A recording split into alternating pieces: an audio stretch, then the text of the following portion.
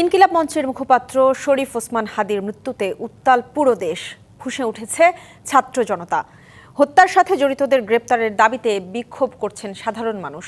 বেলা 11টা থেকে ফরিদপুর পুলিশ সুপারের কার্যালয়ের সামনে সড়কে বসে বিক্ষোভ করেন আন্দোলনকারীরা। এ সময় হত্যাকারীদের দ্রুত আইনের আওতায় না আনতে পারলে স্বরাষ্ট্র উপদেষ্টার পদত্যাগের দাবি করেন তারা। দাবি আদায় না হওয়া পর্যন্ত তাদের কর্মসূচি চালিয়ে যাওয়ার ঘোষণা দেন আন্দোলনকারীরা। এদিকে হাদির মৃত্যুর ঘটনায় মোংলায় বিক্ষোভ মিছিল করেছে বাংলাদেশ জামায়াতে ইসলামী। এ সময় তারা হাদির খুনিকে দ্রুত গ্রেপ্তার ও নাগরিকদের নিরাপত্তা ব্যবস্থা জোরদারের দাবি জানান।